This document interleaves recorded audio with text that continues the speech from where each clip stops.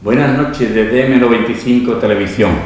Hoy en un programa especial, por supuesto, con estas últimas noticias que tenemos y que la población pues está deseosa de conocer las opiniones de expertos sobre el tema. Es la anulación del Plan General de Ordenación del 2010, o sea, la anulación por parte del Tribunal Supremo en un juicio de casación, como dicen los juristas. Yo no soy jurista, por eso me he acompañado de dos juristas que saben más del tema. Tengo aquí conmigo a Patricia, bienvenida Patricia. Muchas gracias. Y a don Francisco Cobo. Paco, bienvenido. Muchas gracias. Entonces, yo quisiera hacer el preámbulo de un poco de la historia del Plan General del 2010 para que sepamos un poco cómo se hizo el tema, ¿no? Entonces, cuando está en el gobierno, pues todavía el Gil, el Marisol Yagüe de alcaldesa, se pacta con la Junta de Andalucía de que hay que hacer otro plan distinto a ese del 98 que se dejó atrás, y que entonces pues bueno, hay que hacer un equipo que sea de confianza de la Junta y que también el Ayuntamiento lo acepte, y de ese momento pues se decide que sea el señor Fusteguera y su equipo el que redacte el Plan General de Ordenación de Marbella. Quiero recordar que se pactaron también los honorarios, la Junta de Andalucía pagó una cantidad bastante importante y el Ayuntamiento pagó también en el resto. Entonces así se empieza a gestar ese plan aprobado luego en el 2010. De ese tiempo Marisol duró poco en el poder y detrás pues le viene lógicamente la gestora.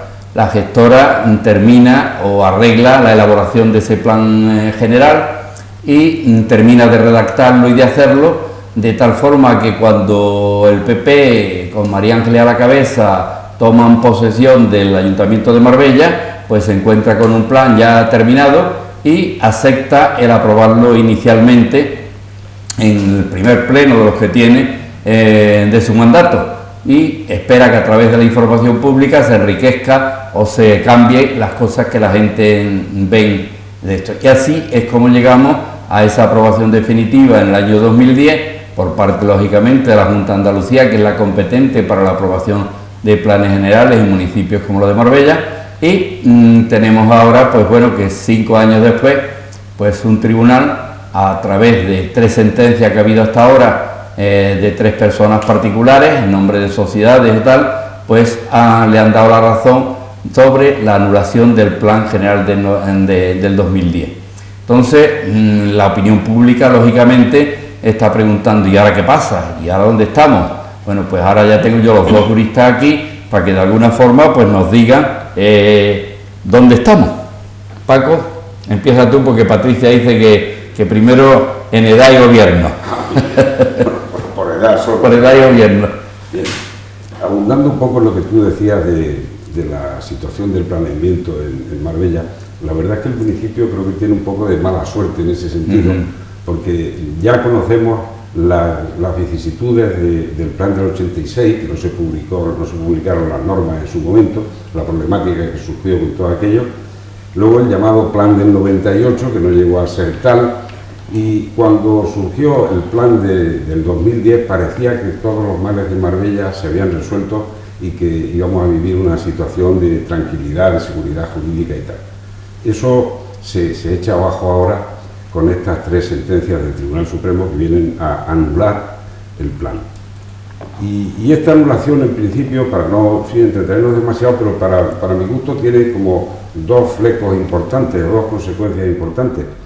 En primer lugar, al quedar el plan anulado, resulta que, bueno, en mi opinión, y creo que será coincidente con la mayoría de los juristas, todos los instrumentos de planeamiento, de desarrollo del plan general han quedado anulados también. Es decir, hablamos de planes parciales, de estudios de detalle, proyectos de urbanización, programas de actuación, etcétera, etcétera. Una consecuencia gravísima en ese sentido. Yo no conozco el número de instrumentos de desarrollo que se han aprobado en estos años de vigencia del plan, pero sean cuales sean, desde luego la consecuencia es importante. Y luego, desde el punto de vista ya de la gestión del plan, es decir, hablamos de licencias, autorizaciones, etcétera, fundamentalmente de lo que, por poner el ejemplo más típico, serían las licencias de obras. En este sentido, aquellas licencias que se hayan concedido a la luz del plan del 2010 y que se ha ejecutado la obra, etcétera, quedan en una situación de perfecta legalidad, eso no tiene problema. Otra cosa serán las peticiones de licencia que estén hoy en tramitación y aquellas en las que, incluso en las que no se haya ejecutado la obra, podría ser discutible, pero en fin, esas serían así en principio, para mi gusto, las consecuencias más de bulto, más generales de las sentencias del Supremo, ¿no? También quiero recordar que había, por lo menos a lo largo de los años que está en el ayuntamiento, cuando había un cambio de planeamiento y alguien había metido en el registro de entrada una petición de licencia y le venía o sobrevenía una anulación de ese plan, pues creo que el ayuntamiento está obligado al pago de los honorarios de los proyectos y de los gastos realizados por los equipos que han hecho, que no tienen culpa porque en ese momento estaban cumpliendo con la legalidad que había. Entonces al ayuntamiento, al no tramitarlo, tiene que devolver el dinero de los honorarios, que es la propiedad. ¿Es así o no? Sí, a mi gusto sí, solo que Patricia opine lo contrario, pero yo entiendo que sí. O sea, eso ya hay Patricia, vamos a darle la alternativa, que nos diga algo sobre el plan general, que después de leer la sentencia, ¿qué cosas te han parecido así más significativas? Básicamente son un poco las consecuencias en la que nos encontramos en la declaración de nulidad del plan general. Básicamente no nos encontramos en una situación de vacío normativo, puesto que volvemos al anterior planeamiento que ahora pues, vuelve a estar en vigor, como es el plan del 86.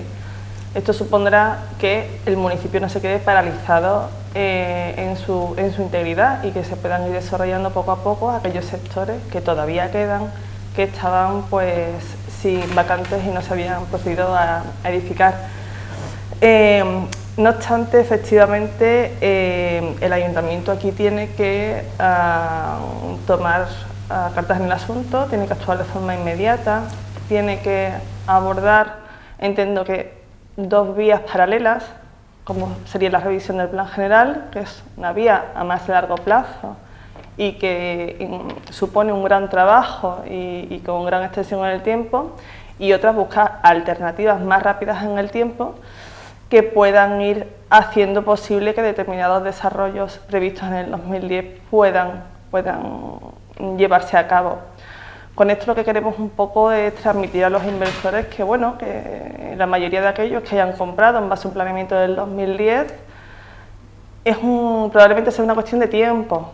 Se llevará a cabo una revisión del plan general y lo normal, o lo que debería ser lo usual, es que, salvando aquellos problemas que se ha visto durante la tramitación del plan general del 2010 y que ha puesto de manifiesto la sentencia del Supremo, puedan llegar al mismo punto de partida que inicialmente hubo con el plan del 2010, una cuestión un poco de tiempo.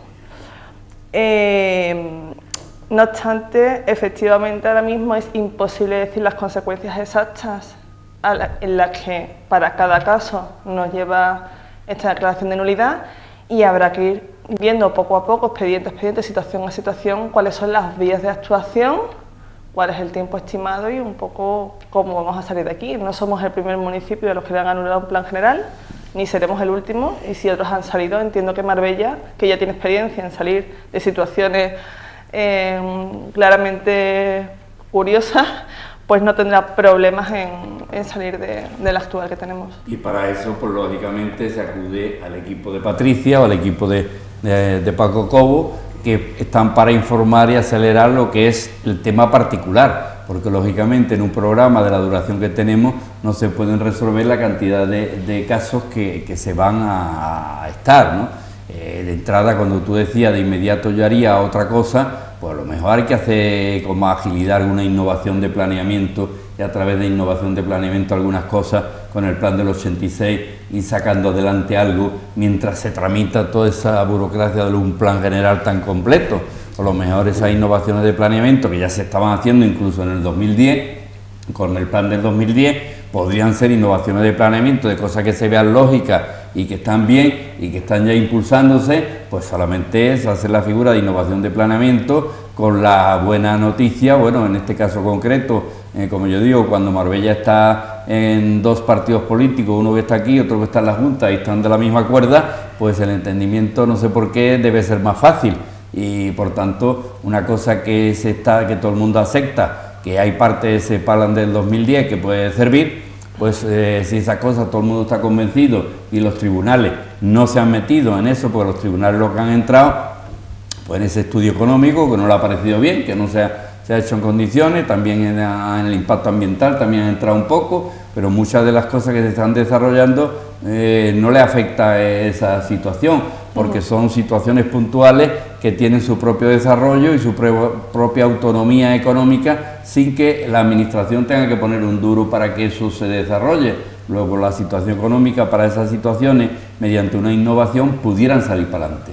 Eso por dar un poco de esperanza a aquellos que han empezado ya algún desarrollo de algún tipo y dar una posible salida. ¿Tú qué opinas, Paco? No, yo opino que es muy importante lo que estás diciendo, en el sentido de que en foros como este lo que yo creo que tenemos que transmitir a los telespectadores es que hay una seguridad jurídica, hay una cuestión de tiempo, como apuntaba Patricia antes, pero bueno, en definitiva el desarrollo urbanístico de la ciudad va a continuar y, como tú decías, se pueden utilizar instrumentos de modificación del plan, etcétera. Hay salidas para que no quede colapsado totalmente el urbanismo en Marbella, y eso es lo que yo creo que hay que transmitir un poco, que será cuestión de analizar cada caso concreto con las circunstancias que concurren en cada caso, pero que con voluntad municipal, que yo creo que la debe haber, porque si no hay voluntad municipal entonces estamos al cabo de la calle, por emplear una expresión coloquial. Si se plantea una modificación del plan y el ayuntamiento no la acepta, pues entonces no tenemos a nadie. Si la hace suya y está razonada y fundada, entonces se pueden encontrar salida a muchas cosas, entiendo yo. Esta mañana pues hubo una rueda de prensa por parte del alcalde y todos los grupos políticos que gobiernan, y entonces pues pidió, que está en contacto lógicamente con la Junta de Andalucía, que están estudiando los juristas del ayuntamiento, que quiere contar luego con un equipo exterior del ayuntamiento que asesore y que veamos qué forma mejor de hacer. Es lo primero que ha dicho, porque no quiere hablar de culpabilidad, porque si empezamos en culpabilidad ya nos metemos en campaña electoral en vez de resolver el problema. Entonces lo que tenemos que es resolver el problema y adaptarlo al momento. A mí se me ocurre, pues con la picaresca española que tenemos, está claro que aquellas parcelas que le habían colocado una zona verde como un camello o un equipamiento, van a aprovechar y van a haber una cantidad de petición de licencia que no había, o sea, se van a fomentar y eso no se va a poder frenar, porque hablando con Paco veía yo, dije, bueno, hacemos suspensión de licencia, pero suspender licencia en todos esos sitios no es posible, porque la ley te marca que en el plazo de un año tiene que tener aprobado el planeamiento. Claro. Como eso no va a ser posible, entonces sería absurdo suspender licencia para nada. Luego, si ya sabemos que no tenemos la espada de Damocles de suspender licencia, aprovechemos el momento como tema positivo y vamos a construir lo que no se podía construir. Porque que en definitiva es la opinión del planificador. Bueno, el planificador del 86 decía que se podía construir y el de 2010 decía que no. Pues bueno, como el que vale ahora el del 86, publicado en el año 2000, y por tanto con las normas que en el BOE se puso en el año 2000, pues adelante con esa zonificación. ¿Tú qué opinas, Patricia? Yo quería volver un poco al punto anterior que habíamos hablado sobre distintas vías alternativas para un poco afrontar la situación actual. Se nos ocurre, porque tenemos mucho trabajo en el despacho, es qué ocurre ahora con las licencias en tramitación.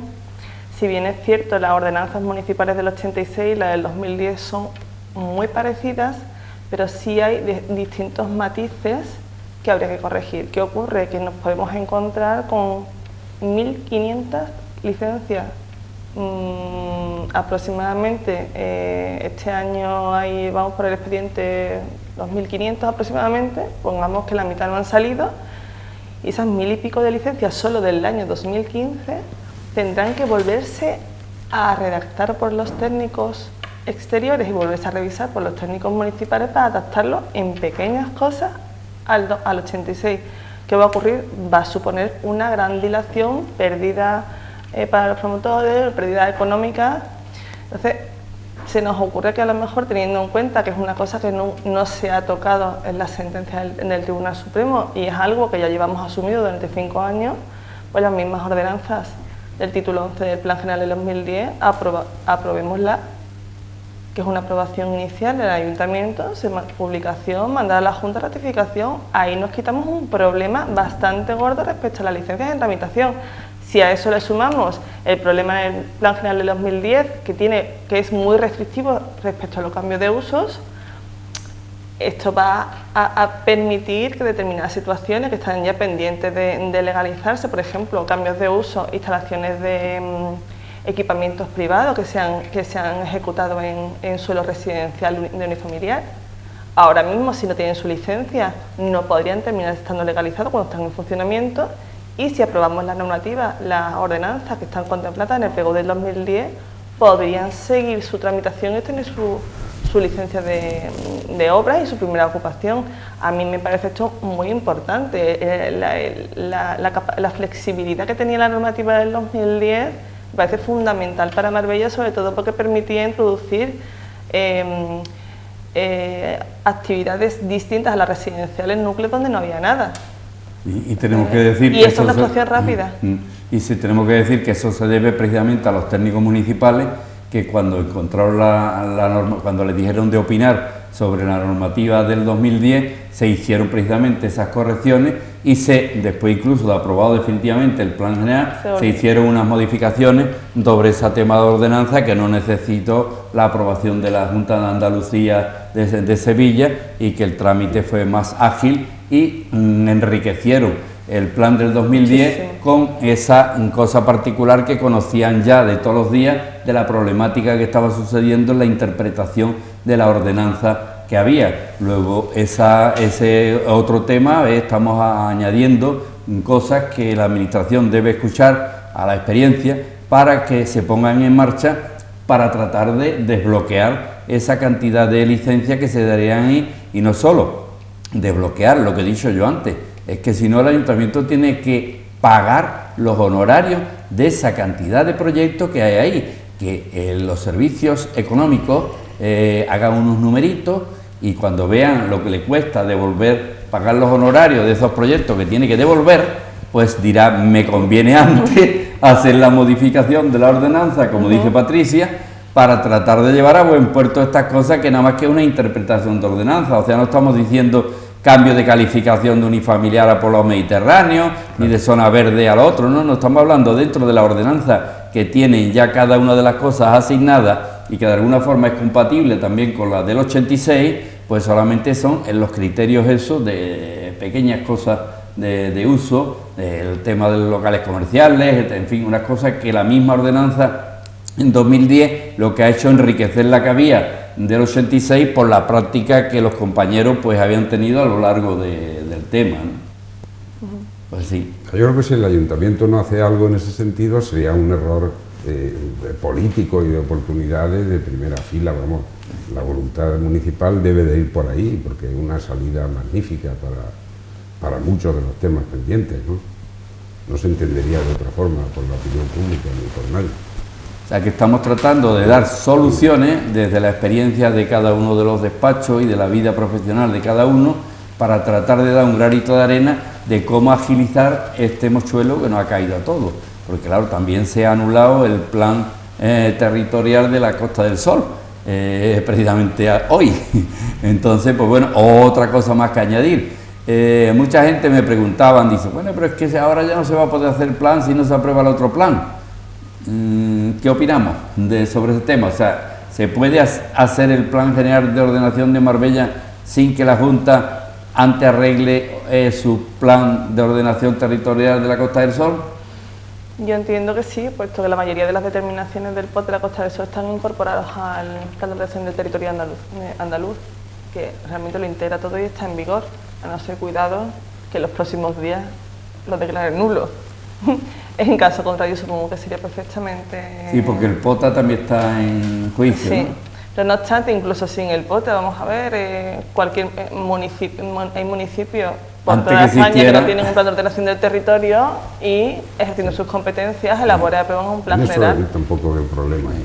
Yo opino como ellos, porque efectivamente desde cuando uno ya tiene canas, pues ha pasado por esta cosa y bueno, ha vivido unos cuantos planes generales y no había ni lo que decía la ley, el plan nacional, el plan territorial y el plan tal, y decía uno, pero yo he estudiado ¿qué hay que hacer ante todos esos planes? ¿Cómo estamos haciendo un plan general si no hay el plan grande? Pues mire usted, si el plan grande no hay, no se puede parar el dinamismo de las ciudades. Entonces, pues si no hay, pues no hay que respetar otra cosa que lo que tú necesitas para tu ciudad, que es tu plan general. Entonces aceleremos el tema para que no vengan otros a ponernos pautas. Y bueno, y a mí tampoco, yo me agradaría mucho que el POTA también se lo cargaran, porque la verdad, el plan general de Marbella ha tenido que respetar unas barbaridades del POTA, que yo le hablo así claramente, barbaridades. Sí.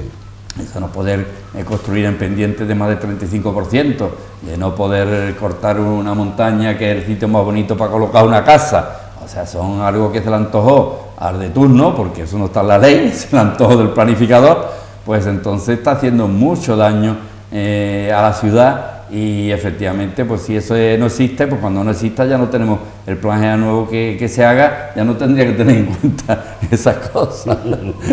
Como anécdota, cada uno habla un poco de la experiencia, ¿no? Pero es la realidad, ¿no? Mira, Paco ha vivido recientemente, pues también 2 sentencias favorables, en contra del plan también, lo que es el polígono industrial y la serranía, que bueno, ahora a través ya de esta anulación total, pues la casación que nos tenían planteada o la equiparación de sentencia, pues ahí ha tomado por saco. O sea, la realidad es la que el polígono industrial, que mucho, ¿cómo se queda? Pues como polígono industrial y como suelo urbanísimo.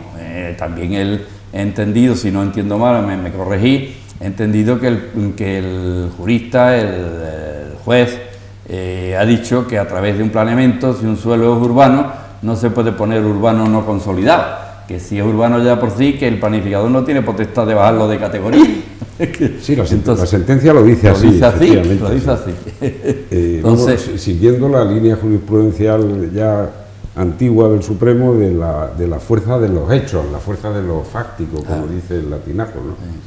Eso es lo que viene a coger. Tiene usted más territorio donde puede hacer lo que le dé la gana, deje usted lo que está como está. No jorobe más el invento, ¿no? Porque eso ha obligado pues, muchas cosas. Lo dice, es que en esto ya vamos a defender a lo mejor, Patricia, cosas muy concretas de la sentencia, pero que lo dice a propósito de que, si no he entendido mal, después de la primera lectura esta, que el Ayuntamiento y la Junta tampoco han probado que esos suelos declarados como urbanos no consolidados estén carentes de los servicios que dice la ley, la LOGUA, etcétera, y por eso también ataca el tema en ese sentido. Sí, porque hemos visto a lo largo de las sentencias que ha habido en el contencioso administrativo cómo ha habido diferencia, que algunos propietarios que han dicho que su suelo era urbano y no urbano no consolidado, pues le han dado la razón, como es el caso de La Cañada y como es el caso de la reserva de Marbella. Entonces le han declarado urbano, y sin embargo otros, quizás porque no han sabido meter más papeles que abulten más, pues no han hecho el tema. Y la verdad que la realidad están también tan urbanos como los otros, porque tienen todos los servicios. Ahora a lo mejor no se han gastado el dinero en buscar al ingeniero de turno que mida la tubería que tiene allí, la capacidad que tiene y lo que hay, y demostrarle con los numeritos que aquello funciona. Oiga, si están viviendo y no hay problema, pues es que están bien todas las tuberías y todas las cosas. Pero ha habido esa diferencia. La Sala de Málaga yo creo que ha sido excesivamente rigurosa en el análisis de la prueba en cada uno de los recursos contenciosos administrativos, porque en mi caso yo he aportado en algunas ocasiones prueba que creo suficiente para ver, y sin embargo no se ha estimado. Y en otros casos sí, no sé por qué. A lo mejor había más medidas del ingeniero o lo que fuera, es algo que no se entiende, porque se aporta una serie fotográfica, incluso una certificación del ayuntamiento diciendo que está dotado de servicios, etcétera. ¿Qué más se puede hacer para probar? Pero en fin, eso es lo que tenemos. Bueno, yo creo que esto sirve un poco pues para el nuevo plan general que se haga, pues sabiendo un poco reciente cuál es la opinión de los tribunales, pues los que trabajamos en urbanismo, pues hay que hacerle caso a los tribunales, que son los que mandan, y tratar de encauzar el nuevo plan, pues que cumpla con esas cosas. O sea, esta mañana decía el alcalde que iban a pedir aclaración de la sentencia. En fin, las consecuencias de eso, para que lo único que me sirve es para enriquecer él cuando se haga el plan nuevo, saber por dónde van los tiros. Porque esa aclaración de sentencia, ¿tú qué opinas de aclaración de sentencia? ¿Eso a dónde podía parar? Porque no tiene ya más decisión, ¿verdad? Ha terminado la decisión ahí en el Tribunal Supremo, ¿no? Yo es que la sentencia la veo bastante clara. Otra cosa son los fundamentos de derecho, que habría que ver un poco, pues, a la hora de emprender la redacción de un nuevo plan, pues utilizar un poco el por qué se ha anulado este plan para emprender una vía que no termine en el mismo lugar, sobre todo a efectos de las normalizaciones, porque hay que tener en consideración que aunque muchos nos hemos quejado del sistema de normalización, a muchos les ha parecido mal, otros les ha parecido abusivo, pero es que era la forma que en ese momento había para intentar mantener aquellas viviendas que se habían quedado, pues debido a la gestión del anterior del ayuntamiento, antes de la época de la gestora, la situación que se había creado.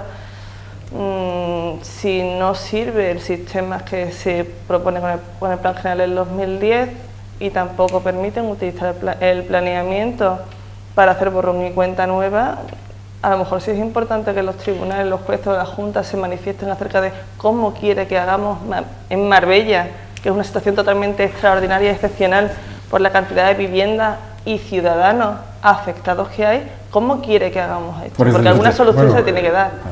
Por eso yo te decía que se me ocurre de no ser jurista y viendo lo que ha pasado en otros ayuntamientos, en Chiclana también pasó alguna historia de esta y no sé cómo terminó la película, pero sí está viendo uno constantemente lo que está pasando en el suelo peor de los peores, que es no urbanizable, con tantas construcciones sin licencia y sin saber cómo tirar, pues la Junta de Andalucía no para de hacer leyes que modifican el criterio de cómo regularizar aquello. Luego también podía utilizarse para este tema excepcional de este nuevo de vivienda, de quitar la inseguridad jurídica de tantísimas viviendas, de personas que compraron con licencia aquello y en el camino se han encontrado donde se han encontrado. Hombre, eso desde el punto de vista del poder legislativo, pues está, efectivamente, es posible totalmente, ¿no? La sentencia lo que dice ahí, si no recuerdo mal, es que el planificador se ha metido un poco en terrenos que no le corresponden a la hora de hablar de legalidad o de ilegalidad, y a juicio de la sentencia esas viviendas habría que haberlas dejado como fuera de ordenación, y eso es lo que hay, y no meterse en decir que eso es legal o no, que es lo que hace el plan. Si no lo ha dicho un tribunal de justicia, el plan no es la institución jurídica adecuada para determinar que una cosa es legal o ilegal. Una licencia está ahí, y si no se ha revisado de oficio por el ayuntamiento, y si un tribunal no ha dicho que es ilegal, no es precisamente el plan el que tenga que hacer esa calificación. Sí, que el plan no es el quien para quitarle la licencia o dársela si la tiene o no la tiene. Que no tiene, déjenlo fuera de ordenación y eso es lo que hay. Es lo que viene a decir. Realmente el plan del 2010 no vino realmente a legalizar, incorporó aquello que se había ejecutado y que entendía que podía formar parte del proyecto de ciudad, lo incorporó y dotó al municipio de las suficientes dotaciones como para cubrir el defecto que se había producido antes. Yo no entiendo que haya sido el único objeto del plan general el legalizar las viviendas. Ha sido una de las cosas que se ha hecho con el plan general, pero porque se han incorporado al proyecto de ciudad, no porque se haya hecho ad hoc para eso. Es que son cosas distintas. Yo creo que aquí se ha confundido también un poco. Sí, pero la realidad, cuando hemos visto la práctica, hay casos imposibles. O sea, es decir, esto se regulariza con el vecino de al lado, con el otro vecino y el de más allá. Y resulta que las viviendas están terminadas, están viviendo, y al pobre que la ha logrado, la zona verde o el equipamiento, para que aquello se regularice, se queda sin que le quiten la zona verde, ni se la paguen ni la consigan. Y se queda el estercolero ahí porque la administración se queda. No tiene dinero para hacerlo y no obliga al tercero de buena fe. Ya lo hemos escuchado esta mañana al alcalde, escuchamos a la alcaldesa anterior, volviendo a decir que no quieren ir contra el tercero de buena fe. Entonces, si el tercero de buena fe, la empresa que hizo aquello desapareció, esa constructora no existe y en el plan está así, pues estamos dejando indefenso a todo aquel que le han plasmado la zona verde o el equipamiento para regularizar algo que se hizo mal. Esa otra crítica que hace la sentencia, hablando de lo que tú estás diciendo, del acuerdo aquel del pleno de julio de tal, que dijo que moralmente no iban a dejar fuera a los promotores y tal. Entonces la sentencia, y es que ya se mete en el fondo jurídico de la cuestión, y dice la sentencia que el plan tampoco es quien para alterar el estatuto jurídico de la propiedad urbanística. O sea, la propiedad se transmite del promotor al adquirente. Entonces, lo que dice la normativa urbanística es que el responsable es el actual propietario y no el promotor. Es lo que viene a decir la sentencia. Sí, que es lo que todo el mundo hemos pensado siempre. Y todo el mundo, sí, hay que decirlo, todo el mundo lo pensábamos así. Pero tropezábamos, Patricia, como tú sabes, con la jurisprudencia que hay, en el sentido de que el tercero adquirente y tal, que no está absolutamente protegido frente a la subrogación, que tal. Es un tema jurídico complejo, ¿no? Pero la sentencia, desde luego, no es que exculpe, pero viene, entre comillas, al promotor, que es algo que todos teníamos en la cabeza, pero es así lo que viene a decir, ¿eh? O sea, que ha estudiado, ¿Tú crees que no, ha estudiado por arriba y por abajo. Yo siempre he pensado que realmente se había transmitido, son cargas que se transmiten con la propiedad independientemente del titular. Una cosa son tus intenciones, pero tus intenciones no pueden ir tampoco por encima de la ley o de lo que sea. Es un buen gesto, evidentemente. Lo que había que valorar era la situación, pero bueno, esto es un poco lo que hay. Hay gente que ha normalizado, hay gente que tenía sus parcelas, que se han convertido en zona verde, que han recibido un dinero a cambio de sus parcelas, hay gente que está contenta con las normalizaciones. Nosotros tenemos 4 que íbamos a cerrar ahora y no podemos. La gente prefería optar por la normalización y obtener su licencia de primera ocupación que quedarse ahora en tierra de nadie. Vamos a buscar soluciones, pero lo cierto es que estaba empezando a funcionar. Yo en algunos de los recursos contenciosos estos contra el plan general por parte de comunidades de propietarios y eso, he utilizado un argumento que tengo que reconocer que la sala no me ha hecho ni caso, no me ha contestado en absoluto al argumento ese. Y era un tema bonito desde el punto de vista jurídico, en la cuestión de la subrogación. Lo que pasa es que tropezamos con la ley. Yo decía, bueno, si nos remontamos al derecho civil, al derecho privado, hay que subrogarse en la obligación de alguien, pero ¿quién era el primer infractor en el tema urbanístico en Marbella? El ayuntamiento, que dio la licencia mal. Entonces yo me tengo que subrogar ¿en qué? En esa propia infracción del ayuntamiento, que es el que ahora me está reclamando que compense y tal. Es un argumento que yo utilicé ahí, pero claro, no me han hecho caso porque era digamos, un argumento jurídicamente muy, alambicado o entrando mucho en el fondo jurídico del asunto, que a mí la sala ni me ha dicho nada al respecto, ¿no? Pero en el fondo es así. No estamos ante una subrogación normal, es que el primer responsable era el ayuntamiento, que es el mismo que me está exigiendo la compensación. ¿Eso cómo se come? Pero bueno, claro, las vivencias del ayuntamiento son grandes. Cuando uno piensa pues en esa Banana Beach y dice uno, bueno, ese Banana Beach ¿cómo ha salido por generación espontánea o cómo ha sido? No, esa era una parcela que el ayuntamiento es propia. Ah, que es propia, sí, ¿para qué? Para zona verde. Ah, ¿y qué hace? Por un parque, lo disfrutan, ve que aquello no funciona, la recalifica, le saca el dinero y la vende. Y se la da a un promotor. Le da al promotor la licencia, construye aquello y una serie de gente, unas con más o menos buena fe, compran y ahora resulta que vienen los tribunales y aquello es ilegal.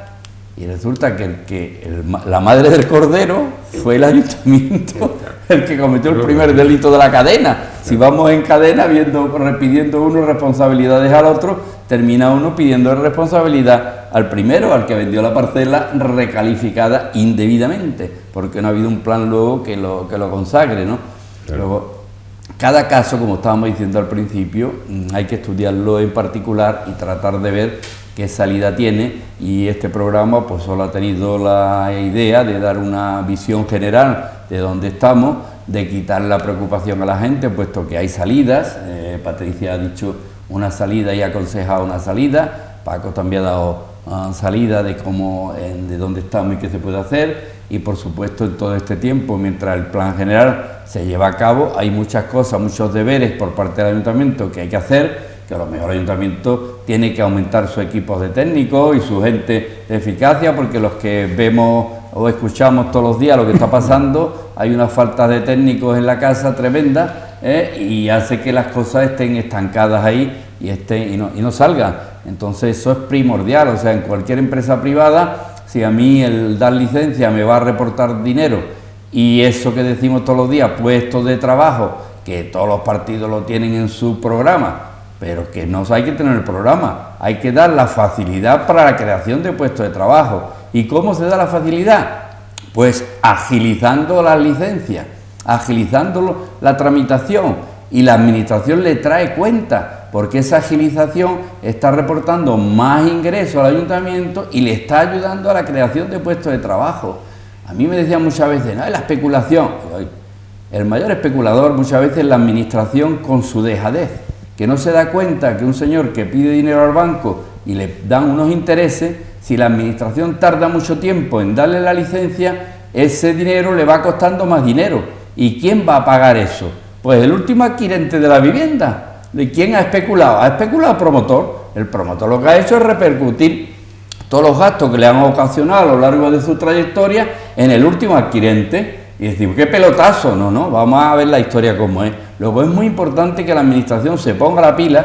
Yo me agradó muchísimo cuando tomó posesión Susana, nuestra presidenta de la Junta de Andalucía, y la escuché, pues bueno, con esa, te digo yo, inocencia de entrar en un sitio queriendo lo principal, porque Andalucía es donde más paro hay de España, pues cómo quitar el paro, pues intentó poner plazos para que en un plazo mínimo se aprobaran los planes generales, los planes parciales, y yo me recordaba un poco cuando entró la UCD y puso también en marcha una cadena de unos tiempos mínimos para tramitación de los planes, pero bueno, luego llega la realidad y esa buena situación, esas buenas relaciones no se llevan a cabo, y si no se llevan a cabo el agilizar en todos los trámites del planeamiento, pues lógicamente estamos lo que estoy diciendo, la administración está obligando a la especulación del suelo y a que las viviendas valgan caras, porque los créditos valen mucho dinero y no se puede tener detenido. Así que pongámonos las pilas y en este momento aprendamos que si hay que meter